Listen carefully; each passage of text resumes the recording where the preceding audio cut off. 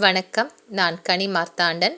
இன்றைய ஜோதிட வகுப்பில் நட்சத்திர பொருத்தங்களான 10 பொருத்தங்கள். இந்த பொருத்தங்கள் கணவன் மனைவி இருவருக்கும் 10க்கு 10 பொருத்தங்கள் இருந்தாலும் திருமண வாழ்க்கையில் ஏன் மகிழ்ச்சி இல்லை? திருமண வாழ்க்கை நிரந்தர பிரிவை நோக்கி ஏன் செல்கிறது? அப்போ ஜாதகத்தில் எந்த விஷயங்கள் இந்த 10க்கு 10 பொருத்தங்கள் என்பதை தாண்டி பார்க்கணும்? அதுதான் இன்னைக்கு ஜோதிட வகுப்பு. நட்சத்திர பொருத்தம் என்பது பொதுவான ஒரு பொருத்தமே தவிர, ஒரு குறிப்பிட்ட ஜாதகர் அவர் பிறந்திருக்கக்கூடிய தேதி நேரம் அதற்கேற்ப அவருக்கு ஒரு ஜாதகம் ராசி கட்டம் இருக்கு இல்லையா, அந்த ராசி கட்டம் பொருந்துகிறதா அப்படின்னு கேட்டிங்கன்னா கண்டிப்பாக கிடையாது. நட்சத்திர பொருத்தம் என்பது பொதுப்படையான ஒரு பொருத்தம். ஒரு குறிப்பிட்ட நட்சத்திரத்திற்கு மற்றொரு நட்சத்திரம் பொதுவாக பொருந்துகிறதா அப்படின்னு பார்க்கப்படுகிறது தான் நட்சத்திர பொருத்தம். ராசி கட்டத்தில் இருக்கக்கூடிய கிரகங்கள் இருவருக்கும் இடையே இருக்கக்கூடிய பிரச்சனை என்ன, இல்லை இருவருக்கும் இடையே இருக்கக்கூடிய அந்யூன நிலை என்ன அப்படிங்கிறத காட்டக்கூடியதான் ராசி கட்டம்.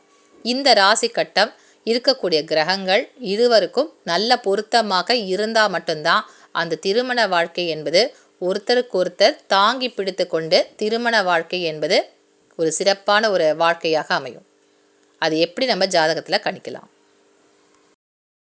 முதல் விதியாக பார்க்க போகிறது, திருமண வாழ்க்கை என்று வருகின்ற பொழுது இந்த சுக்கிரனையும் செவ்வாயும் தான் முக்கியமான ஒரு கிரகமாக வைத்து பார்க்கணும். சுக்கிரனே மனைவியை குறிக்கக்கூடிய கிரகம், செவ்வாய் கணவரை குறிக்கக்கூடிய கிரகம். இந்த இரண்டு கிரகங்கள் எப்படி பலமாக இருக்குது அப்படின்னு பார்க்குறதுக்கு டெபாசிட் தியரி அப்படின்னு சொல்லுவோம். வீடு தந்த கிரகம் எப்படி இருக்கு, அதனுடைய நிலை என்ன, இதை வச்சு தான் இந்த இரண்டு கிரகங்களும் பலமாக இருக்கா இல்லை ஜாதகத்தில் கொஞ்சம் பலமிழந்த நிலையில் இருக்கா அப்படின்னு கணிக்க முடியும். பலமாக இருந்துவிட்டால் கணவன் மனைவிக்கிடையே எத்தனை பிரச்சனைகள் வந்தாலும் அந்த திருமண வாழ்க்கையில் அவங்க நீடித்திருப்பாங்க. எந்த பிரச்சனை வந்தாலும் அந்த திருமண வாழ்க்கை என்பது டைவர்ஸை நோக்கி போகாது. இருவரில் ஒருவர் யாருக்கு பலமாக இருக்கிறதோ அவங்க கண்டிப்பாக அந்த திருமண பந்தத்தை நிலைநிறுத்தி கொள்வதற்காக சில தியாகங்களையும் மன்னிப்புகளையும் சேர்த்து தருவாங்க. அதுதான் இன்னைக்கு வகுப்பில் பார்க்க போகிற முதல் விதி. ஒரு பெண் ஜாதகத்தில் ராசி கட்டத்தில் செவ்வாய் எந்த கட்டத்தில் இருக்காருன்னு பார்க்கணும். ஏன்னா செவ்வாய் கணவரை குறிக்கக்கூடிய கிரகம் என்பதால் செவ்வாய் பலமாக இருக்காரா? இந்த டெபாசிட் தியரி என்பது வீடு தந்த கிரகம் எப்படி இருக்கு அப்படின்னு பார்க்கக்கூடிய விதி. செவ்வாய் இந்த ஜாதகத்தில் கடக ராசியில் அமர்ந்திருக்கு. கடகத்தில் செவ்வாய் நீசம் பெற்ற நிலையாக ஜாதகத்தில் இருக்கு. செவ்வாய் நீசம் பெற்ற நிலையாக இருந்தாலும் வீடு தந்த கிரகமான சந்திரன் எந்த கட்டத்தில் இருக்குன்றது தான் முக்கியமாக பார்க்கணும். நம்ம செவ்வாய் நீசம் பெற்றிருக்கிறதுனால திருமண வாழ்க்கை என்பது பிரச்சனையாக இருக்கும் அப்படின்னு எடுத்துக்கக்கூடாது. செவ்வாய் பலமிழந்த நிலையில் இருந்தாலும் வீடு தந்த கிரகம் பலமாக இருந்தால் திருமண வாழ்க்கையில் பிரச்சனைகள் என்பது வராது.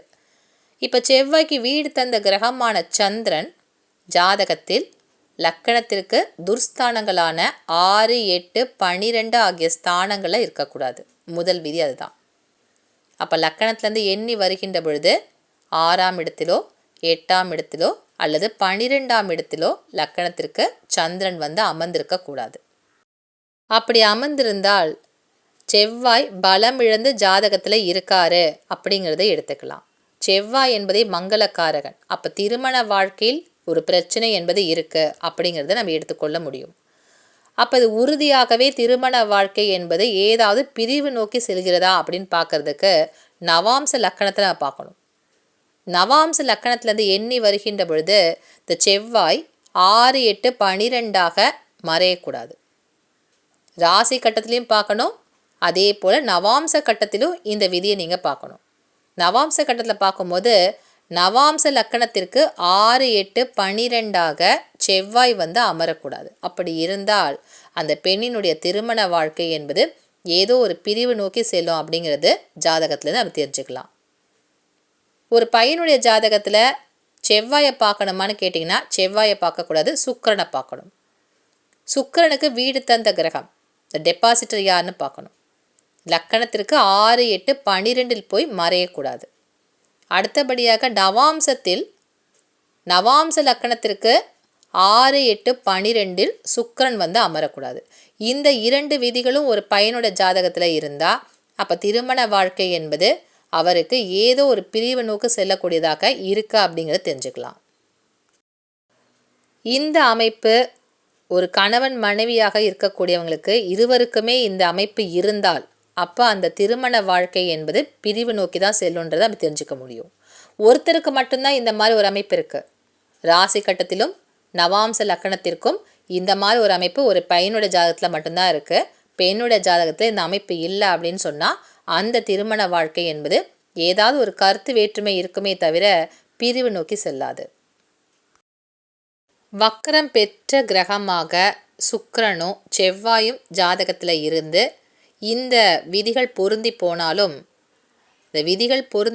அவங்களுக்கு பிரிவு நோக்கி செல்லக்கூடிய ஒரு அமைப்பு என்பது இருக்காது. சில காலகட்டங்கள் அவங்களுக்குள்ள ஏதாவது ஒரு கருத்து வேற்றுமையால் சிறிது காலம் ஏதாவது ஒரு பேச்சுவார்த்தையில் பிரச்சனை என்பது இருக்கும். ஆனாலும் அந்த திருமண வாழ்க்கை என்பது நிரந்தர பிரிவாக இருக்காது. அடுத்த விதியாக பார்க்க போவது, ஒரு ஆணுடைய ஜாதகத்தில் சுக்கிரன் ஹஸ்தங்க பெற்ற நிலையாக இருந்து பெண்ணுடைய ஜாதகத்தில் செவ்வாய் ஹஸ்தங்க பெற்ற நிலையாக இருந்து இருவருக்கும் திருமண வாழ்க்கை செய்யலாமான்னு கேட்டிங்கன்னா, திருமண வாழ்க்கை என்பது இவங்களுக்கு ஒரு பிரிவு நோக்கி செல்லக்கூடியதாகத்தான் அமையும். சுக்கிரனும் அஸ்தங்க பெற்ற ஆணுடைய ஜாதகத்தில் இருந்து பெண்ணுடைய ஜாதகத்தில் செவ்வாய் அஸ்தங்க பெற்று இருந்து விட்டால் இவங்களுக்கிடையே திருமண பொருத்தம் என்பது கிடையாது. ஒருவேளை சுக்கிரன் ஹஸ்தங்க பெற்ற நிலையாக இருந்து பரிவர்த்தனை ஆகக்கூடிய நிலையில் இருந்தால், பரிவர்த்தனாகி வேறு இடத்துக்கு போகக்கூடிய அமைப்பு என்பது இருந்தால் அப்போ ஜோடி சேர்க்கலாம். ஆனால் இருவருக்குமே அஸ்தங்க பெற்ற நிலையாக இருக்கக்கூடிய பட்சத்தில் அது திருமணத்தில் சேர்ப்பது அது திருமண வாழ்க்கை என்பது பிரிவு நோக்கி செல்லும். அடுத்த விதியாக பார்க்க போவது, கேதுவுடன் எப்படி இந்த செவ்வாயும் சுக்கிரனும் சம்பந்தப்பட்டால் திருமண வாழ்க்கையில் ஒரு கருத்து வேறுபாடு, இருவருக்கிடையே ஒரு மோதல் போக்கு என்பது ஏற்படும் அப்படிங்கிறத பற்றி பார்க்க போகிறோம். ஒரு பெண்ணுடைய ஜாதகத்தில் செவ்வாய் எந்த ஸ்தானத்தில் இருக்காரோ அந்த ஸ்தானத்திற்கு 2, 6, 10 இந்த 3 ஸ்தானங்களில் கேது இருந்தால் இருவருக்கும் இடையே ஒரு கருத்து வேறுபாடு என்பது இருந்துக்கிட்டே இருக்கும். ஆணுடைய ஜாதகத்தில் சுக்கிரனுக்கு 2, 6, 10 இந்த ஸ்தானங்களில் கேது இருந்தாலும் இருவருக்கும் இடையே ஒரு மோதல் போக்கு என்பது இருக்கும் அப்படிங்கிறத நம்ம எடுத்துக்கலாம்.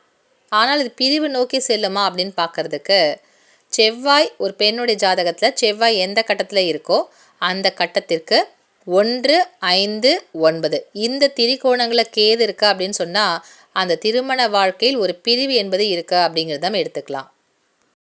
1, 5, 9 ஆகிய திரிகோணங்கள் என்பது வெவ்வேறு ராசிகளாக இருந்தாலும் பஞ்சபூத அடிப்படையில் அந்த 3 வீடுகளுமே ஒரே கட்டத்தில் இருந்து இயங்குவதாகத்தான் நம்ம எடுத்துக்கணும். அதனால் செவ்வாய் நிற்கக்கூடிய கடக வீடு என்பது நீர் ராசி. அப்போ அடுத்த நீர் ராசி வீடான விருச்சிக ராசியில் கேது நின்றாலும், அடுத்த நீர் ராசியான மீன வீட்டில் கேது நின்றாலும், இல்லை கடகத்திலேயே செவ்வாயுடன் கேது செய்து நின்றாலும் என்ன பலனோ அந்த பலன் அந்த திருமண வாழ்க்கையில் ஒரு பிரிவு நோக்கி செல்லக்கூடிய வாய்ப்பு அதிகமாக இருக்கு ஜாதகிக்கு அப்படின்னு எடுத்துக்கலாம். இதே ஒரு ஆணுடைய ஜாதகமாக இருந்தால் சுக்கிரன் எந்த கட்டத்தில் இருக்காருன்னு பார்க்கணும். இந்த சுக்கிரனுக்கு 1, 5, 9 ஆகிய திரிகோணத்தில் கேது நின்றாலும் அந்த திருமண வாழ்க்கை என்பது பிரச்சனைக்கு உள்ளானதாக தான் இருக்கும் அப்படிங்கிறது நம்ம தெரிஞ்சுக்கலாம். வக்ரம் பெற்ற செவ்வாயாக இருந்தால் அதே 1, 5, 9 அப்படின்ற ஸ்தானங்களை எடுத்து நம்ம பலன் பார்க்கணுமான்னு கேட்டிங்கன்னா கிடையாது.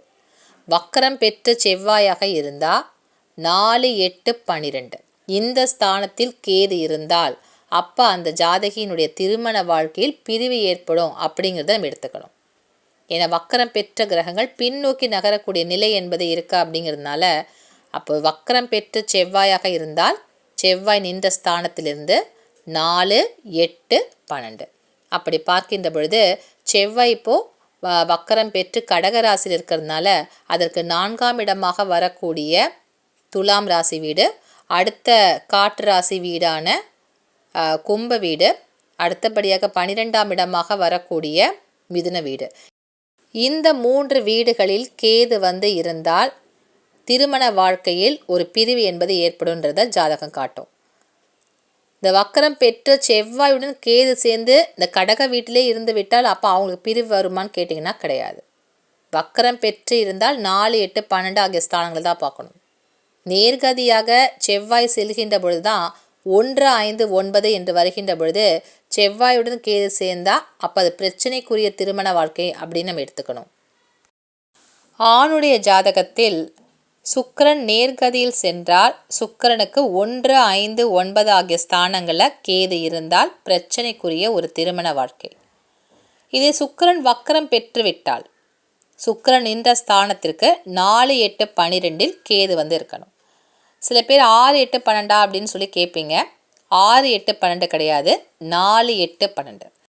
4, 8, 12 என்பது தான் பிருகுநந்தி நாடியில் கூறப்பட்டிருக்க முக்கியமான விதி. அந்த விதியின் அடிப்படையில் தான் வக்கரம் பெற்ற செவ்வாயாக இருந்தால் அதற்கு 4, 8, 12 கேது வந்து இருக்கக்கூடாது. அப்படி இருந்தால் திருமண வாழ்க்கையில் பிரிவு நோக்கி செல்லக்கூடிய திருமண வாழ்க்கை அப்படிங்கிறத நம்ம எடுத்துக்கணும். பிரிவு நோக்கி செல்லக்கூடிய கிரகத்தினுடைய விதிகள் இருந்தாலும் குருவினுடைய பார்வை என்பது கிடைத்தால், இந்த குருவினுடைய பார்வை என்பது செவ்வாய்க்கோ அல்லது சுக்கிரனுக்கோ ஜாதகத்தில் கிடைத்தால் அப்போ அந்த திருமண வாழ்க்கை என்பது பிரிவு நோக்கி செல்லாது. இன்றைய ஜோதிட வகுப்பில் திருமண வாழ்க்கை பிரிவு நோக்கி செல்லுமா அப்படிங்கிறத எந்த விதிகளை அடிப்படையாக வைத்து நம்ம கணிக்கணும் அப்படிங்கிறதுக்கான சில முக்கியமான விதிகளை மட்டும் இன்றைக்கி நான் ஜோதிட வகுப்பில் சொல்லி கொடுத்துருக்கேன். இந்த விதிகள் செவ்வாயும் சுக்கிரனையும் அடிப்படையாக கொண்டு எடுக்கக்கூடிய மிக முக்கியமான விதிகள்.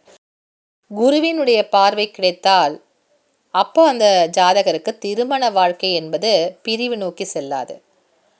ஏன்னா குருவே ஒரு ஜாதகத்தில் குலதெய்வத்தினுடைய அருளையும் பரம்பரையில் நம்முடைய முன்னோர்கள் சேர்த்து வைத்த புண்ணிய பலன்களையும் நமக்கு தரக்கூடிய கிரகம் குரு தான். அப்போ அந்த குருவின் மூலமாக கிடைக்கக்கூடிய அனுகூலமான பலன் என்பது ஒன்று செவ்வாய்க்கோ அல்லது சுக்கிரனுக்கோ ஜாதகத்தில் கிடைத்தால் அந்த திருமண வாழ்க்கை பிரச்சனை இல்லாமல் பிரிவு நோக்கி செல்லாமல் இருக்கும். இன்றைய ஜோதிட வகுப்பில் திருமண பொருத்தம் என்று வருகின்ற பொழுது எந்த அமைப்புகள் இருவருக்கும் ஒன்றாக இருந்தால் அது திருமணத்தை செஞ்சால் அவங்களுக்கு ஒரு பிரிவு வரும் அப்படிங்கிறதுக்கான முக்கியமான விதிகளை இன்றைக்கி நீங்கள் வகுப்பில் பார்த்து தெரிஞ்சிட்ருப்பீங்க. மீண்டும் அடுத்த வகுப்பில் உங்களை வந்து சந்திக்கின்றேன். நன்றி, வணக்கம்.